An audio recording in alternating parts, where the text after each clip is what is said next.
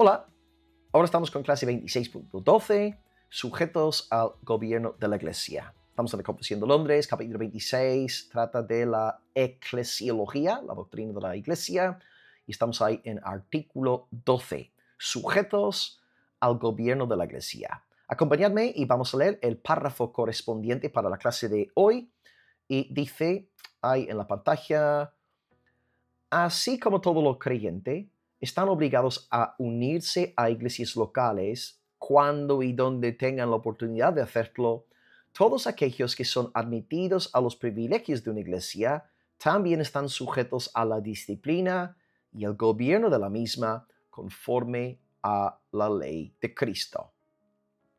Algo que hemos comentado en varias ocasiones de este capítulo 26 es que el que ama a Dios ama a la iglesia. El que ama a Cristo ama a su esposa. Yo y mi esposa somos una sola carne. Si tú no soportas a mi esposa, si no la aguantas, si nunca quieres estar con ella, te cae fatal, pues no vas a caerme bien a mí. ¿Verdad? Yo y mi esposa somos una sola carne. Cristo también es una sola carne con su amada iglesia. Por tanto, si amas a Jesús, si eres un cristiano, tú no puedes estar sin la iglesia. Después de convertirte, es tu deber solicitar el bautismo a una iglesia local y después de bautizarte, formar parte de la membresía de aquella congregación, procurando ser un miembro activo, diligente y esforzado. Y en este marco de la membresía también es tu deber delante de Dios tomar regularmente el pan y el vino, las ordenanzas. Así que esta bendición es para aquellos que están en membresía de una iglesia local. Personalmente yo, no sé el tema de hoy, pero yo lo veo como una desorden cuando permitimos que no miembros participen del pan y del vino, ¿verdad? Uno sobreentiende que esta comida que celebramos, la Santa Cena, es para el cuerpo de Cristo. Y cuando formamos parte del cuerpo de Cristo, andamos con una iglesia local. Yo no estoy a favor de que los llaneros solitarios participen del pan y del vino. Primeramente membresía de la iglesia y luego la Santa Cena. Pero bueno, este ya es un tema para otro día y digo esto porque lo tengo ahí en el corazón. Bueno, el creyente entonces, al entrar en la membresía de una iglesia, según dice aquí la confesión, está sujeto a la disciplina, ahí está, a la disciplina y al gobierno de esa misma iglesia local. Ok, no está sujeto a otra iglesia local, ¿verdad? Por ejemplo, si tú empiezas a congregarte en Palabra de Vida María, te acabas de convertir, solicitas el bautismo, haces el curso, te bautizamos, solicitas la membresía, entras en la membresía de la iglesia, empiezas a formar parte de nuestra vida eclesial, tomas la Santa Cena, sirves activamente en algún ministerio, pues tú estás sujeto a nuestra congregación local. Tú no estás sujeto a la iglesia del pastor Javier Jimeno, o del pastor Antonio González, o del pastor Andrés Muñoz, o del, bueno, ¿entendéis? Estamos sujetos a la autoridad de nuestra asamblea local. Y con respecto entonces a estas cosas, ahí vemos, ¿no? Disciplina y gobierno, disciplina en primer lugar y luego número dos, gobierno. La disciplina. Podemos dividir la disciplina en dos bloques. Está la disciplina positiva y luego la disciplina negativa o la disciplina correctiva. Y casi siempre cuando hablamos de la disciplina pensamos inmediatamente en la disciplina correctiva. Bueno, antes que nada, hay una disciplina positiva, un proceso de discipulado. ¿Y cómo puede un cristiano ser disciplinado en el sentido bueno, positivo de la palabra? Pues el cristiano es disciplinado, discipulado a través de la fiel enseñanza de la palabra, así que la palabra está siendo predicada, compartida el fin de semana, entre semana, y esta palabra está dando instrucción al creyente.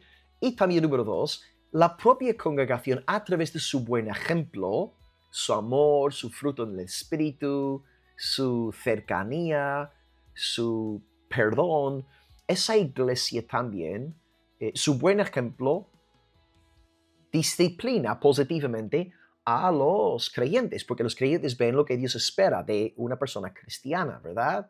Así que, ¿cómo puede una persona ser positivamente disciplinado, discipulado? Pues la palabra de Dios y la propia congregación, el ejemplo de la congregación. Luego podemos hablar de la disciplina negativa o correctiva. ¿Ok? Y tristemente, la Biblia sí reconoce que hay que a veces expulsar a personas impenitentes de la membresía de la iglesia. ¿Ok? El texto clásico es Mateo 18. Ese texto lo estudiamos en nuestro curso de membresía de la iglesia, así de importante es, ¿no? Y Jesús habla de 4 pasos en la disciplina correctiva, ¿de acuerdo? Simplemente os hago saber que antes de tomar pasos en la disciplina correctiva tiene que haber una disciplina formativa positiva. Es como el tema del niño, ¿no? Tú no puedes castigar, disciplinar a tu hijo por hacer algo que, bueno, digamos que tú nunca le has advertido a tu hijo acerca del peligro de poner su dedo en el enchufe. Y un día entras en casa y ves que tiene el dedo en el enchufe. No le puedes regañar. Lo que tú tienes que hacer es enseñarle que esto no se hace. Y si luego te desobedece, luego tienes que, ya está, no tomar medidas y castigar al niño. Primeramente hay una disciplina positiva, hay una enseñanza formativa y luego si esta enseñanza es desobedecida, luego hay consecuencias, ¿no? Como el profe o el maestro está en el colegio, el instituto, el profesor de la universidad, él no te pone un examen el primer día de clase.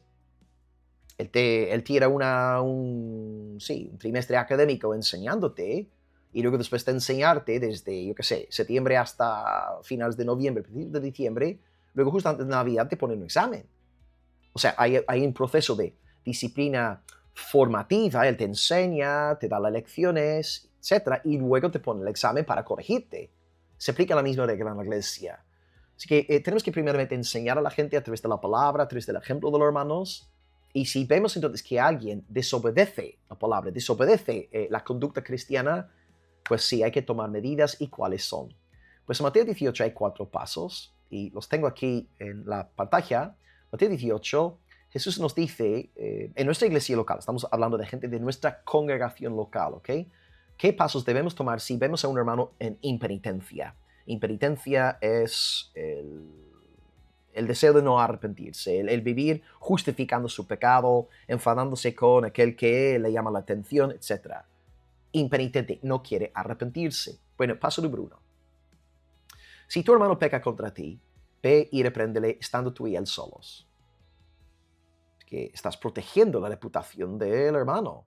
Y eso es muy loable, muy bonito, porque claro, en el día de mañana, si yo peco contra un hermano, quisiera que este hermano me lo dijese a mí en la cara y que no fuese divulgando mi pecado a terceros partidos, ¿verdad? Me agrada que venga a hablar conmigo personalmente. Yo reconozco que es un acto de amor, es un acto de humildad, ¿no? Porque la carne tiene el deseo, ¿no?, de ir difamando a este hermano que ha pecado. Ok, si tu hermano entonces peca contra ti, estamos aquí hablando de un pecado objetivo, algo que es una violación de la ley moral de Dios, no estamos aquí hablando de mis especulaciones, mis propias convicciones que quiero imponer a todo el mundo. Por ejemplo, no, el hermano vamos a disciplinarlo porque celebra la Navidad. Hermano, por favor, no inventes nuevas normas, no agregues tus tradiciones a la palabra de Dios, no seas más estricto que la Escritura. Pero si estamos hablando de un pecado objetivo y este hermano no quiere arrepentirse, pues paso 2. Si no te oyere, toma contigo a 1 o 2. Y por supuesto, tienen que ser hermanos maduros a la fe. No vas a llevar un neófito contigo a confrontar a uno que está en pecado. Esto podría ser escandaloso, ¿no? Así que lleva contigo a 1 o como máximo 2, para que en boca de 2 o 3 conste toda palabra. Y observad una vez más cómo Cristo protege al transgresor. Vete a matarlo, vete a destruirlo, busca su restauración. Paso número 3. Si el transgresor no los oyere ellos, es decir, este grupo reducido de 2 o de 3 como mucho, dilo a la iglesia. Entonces ahí uno debe apelar a las autoridades de congregación local que hemos estudiado en el capítulo 26, estamos ahí hablando de la autoridad pastoral. Entonces los pastores tienen que ser informados al respecto y luego conversar con esta persona. Número 4, si no oyere a la iglesia, tenle por gentil y publicano. Esta frase, tenle por gentil y publicano, habla de la expulsión de esa persona de la membresía de la iglesia. Porque cuando tú ya llegas a paso número 4, en un proceso disciplinario es que el corazón está extremadamente endurecido. Si una persona no hace caso a la confrontación inicial, ¿no? Al toque de atención inicial, ni tampoco al segundo toque de atención, ni tampoco hace caso a la autoridad ahí en la iglesia, pues es una señal de gran endurecimiento. No es necesariamente un caso perdido. Es posible que sea un verdadero cristiano, pero luego se arrepentirá, gracias a Dios. No obstante, Dios quiere que la iglesia tome medidas esperando que la vergüenza pública sea usada en el arrepentimiento de ese transgresor. La idea es, sí, debemos suscitar el arrepentimiento de aquel que está cometiendo dicho pecado. Entonces la iglesia tiene el deber delante de Dios de expulsar de su membresía a los impenitentes. No estamos diciendo que hay que expulsar a los hermanos que pecan, porque todos los miembros de la iglesia pecan, todos. Si no digamos pecas externamente, tú bien sabes, sé honesto, tú bien sabes que en tu mente, madre mía, la que se lía aquí, ¿no? Día tras día, y tienes que disciplinarte, llevar cautivo todo pensamiento a la obediencia de Cristo, ¿no? Esta mente es un infierno, un mundo de maldad, y nuestras palabras muchas veces pecamos a través de la lengua. Pero bueno, lo que hacemos como cristianos es confesamos nuestro pecado, nos arrepentimos y seguimos adelante, pero estamos aquí hablando de impenitencia. Una persona que está justificando su pecado y no quiere arrepentirse de él. Entonces la iglesia tiene que expulsar a esta persona. No está diciendo que la persona no sea creyente, pero está diciendo que según los frutos visibles, no podemos meter la mano en el fuego por esa persona diciendo que ciertamente ha nacido de nuevo. Esperamos que se arrepienta, pero según los frutos actuales, no podemos decir que sí es un cristiano, es del Señor. La expulsión no significa que la persona no pueda seguir asistiendo a la iglesia. Deseamos que siga asistiendo. Queremos que sea confrontado por la palabra y que sea llevado al arrepentimiento. Pero lo que la iglesia no puede hacer más con esta persona es administrarle la cena del Señor. Tampoco esta persona puede desempeñar ningún tipo de servicio en el marco de la congregación local. La persona expulsada sí puede asistir a los cultos, pero no puede ser considerado como un hermano o una hermana en Cristo. Y la meta a la hora de hablar con esa persona es ganarlo para Cristo. Amén. Tenemos que evangelizar a esa persona. No dar por sentado que estamos hablando con un cristiano. Tenemos que entender que esta persona, según los frutos, es un incrédulo y hay que llevar a esa persona al arrepentimiento y a la fe en Cristo. Y no solamente está el tema de la disciplina que hemos nombrado, está el gobierno. Y en las últimas clases hemos hablado sobre el pastor, la autoridad pastoral, y la semana pasada también volvimos a mencionar el tema en cuanto al sostenimiento del pastor. Es el deber del feligres también sujetarse a las autoridades que hay.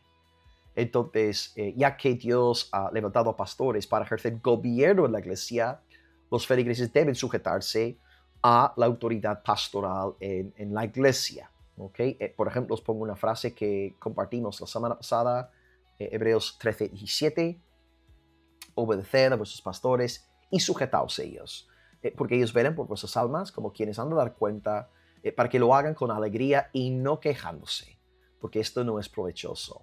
Entonces, cuando entra un hermano membresía de la iglesia, está sujeto a la disciplina de esa congregación, y si la congregación expulsa a ese miembro, no puede participar de la cena, no puede participar de ningún ministerio. Y número 2, si esta persona entra en la membresía de la congregación, debe respetar las autoridades que hay. Bueno, son cosas bastante elementales, básicas, prácticas, ¿ok? Y tienen su sentido, pero ahí está, hasta ahora, pues, clase 26.12, sujetos al gobierno de la iglesia. Tenéis sus preguntas por abajo, como siempre. Gracias por la atención, bendiciones, hasta luego. Soli Deo Gloria. Chao, chao.